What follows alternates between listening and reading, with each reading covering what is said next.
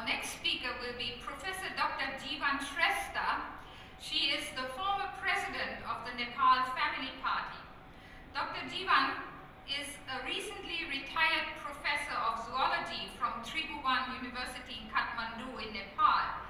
She obtained her doctorate in zoology and PhD and published papers in national and international journals about the fish in Nepal. Dr. Shrestha has served in many capacities, assisting the women and children of Nepal, including being the president of the Women's Federation for World Peace in Nepal. And I think many of you have heard the name Nepal and the wonderful work our UPF is doing in Nepal. Actually, Dr. Shrestha was also the founding president of the Nepal Family Party. So let's warmly welcome Dr. Shrestha.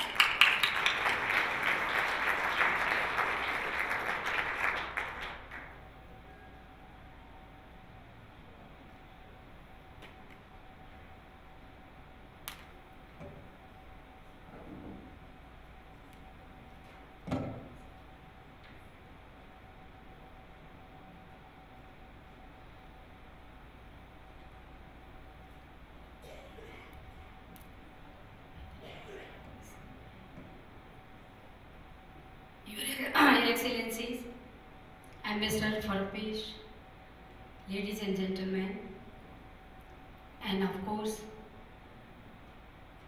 Madam Ursula McLeod, my unification teacher, my guru. Namaste, a warm greetings from Nepal. Nepal is an inspiring nation. It is the land of mighty people and towering mountains. It is my great honor to be here representing my country. Thank you for inviting me at this important seminar. I found all the presentations and discussions very fruitful. We have gathered at a significant moment in history, and I believe the work we have to do is critical for the future of humanity. We are not here simply to observe history or offer commentary. We are here to make history, that is to take actions that affects our future. If we are to achieve a world of lasting peace, then we must go beyond the pursuit of power.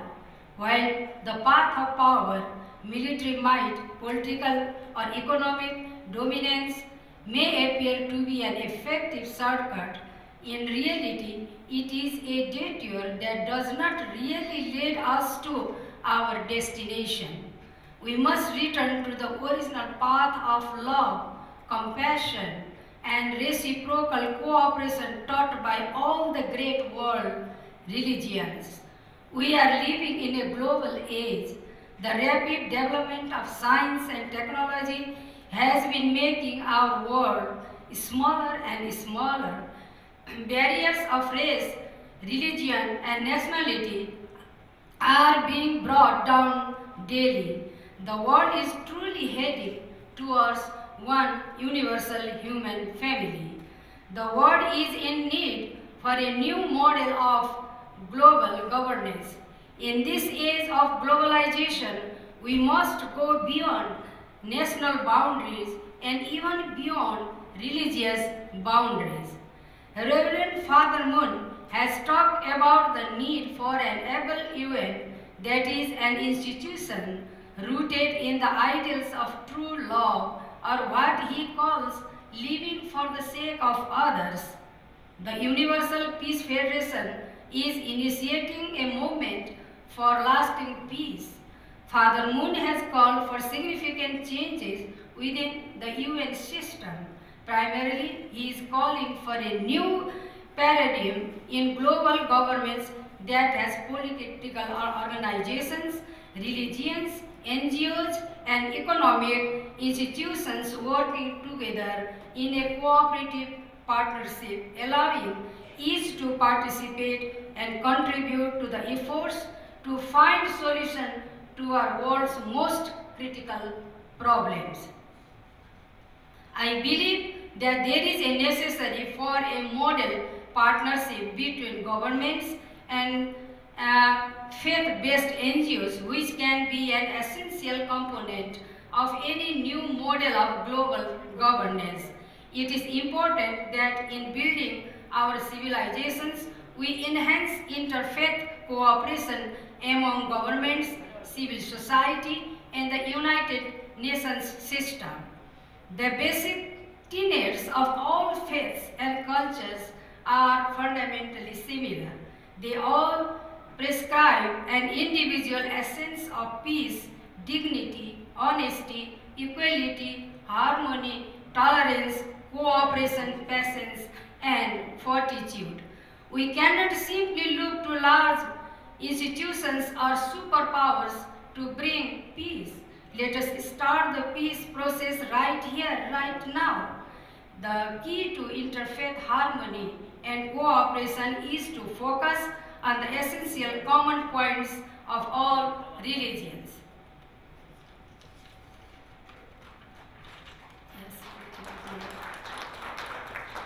Growing numbers of people are already coming to realize that the truth underlying all religions is in its essence one. This recognition arises not through a resolution of theological disputes, but through an awareness of the reality that there is only one human family and that the divine essence from which all life has sprung has been the impulse behind the principles and laws of the great religions of the world. I would like to mention that when Reverend Heng Jae Moon, International Chairman on UPF, visited Nepal in 2010, he also paid visit to Lumbini, birthplace of Lord Buddha. At that time, he conducted significant dialogue among the Buddhist and Hindu religions leaders. He found that they understood the path to lasting solution for our global problems, and comprehensive peace cannot be realized without a spiritual awakening. This requires the full participation of those who affirm and practice spiritual principles. The UN should increase its collaboration with faith-based organizations, NGOs, and academic institutions. There is a need to shorten the distance among people, and the dialogue is an important first step. Interfaith cooperation should be promoted, beginning at the individual level, then reaching up to the family, society, national and global levels. Institutions working for peace, governments, and the United Nations included should provide priority focus, programs, and recourse strategies in this area. Intellectuals from various faiths have the primary responsibility to guide their communities accordingly. Let us get involved in developing a new model of global governance and in promoting the renewal of the United Nations, including the development of an interreligious council. Let us work actively and take a leading role in forging such an alliance of spiritual wisdom of peace. Here in Nepal, the people truly expect that the promulgation of the new constitution would permanently end the conflict and address the widespread grievances affecting the population. Thus, the drafting process has to address the twin objectives of peace building and long-term political, social, and economic reforms. The broad objectives of our peace process include, among others, the integration and rehabilitation of the militants into mainstream democratic politics and resolution of long-standing ethnic, regional, and caste fissures in our society. What we need is unity in diversity. Nepal has over 92 languages, 103 ethnic groups, and is a multi-religious nation. We truly need interfaith and intercultural cooperation to bring lasting peace in such a diverse culture. Once again, I would like to thank the organizer, the Universal Peace Federation, for inviting me to this important seminar. Om Shanti.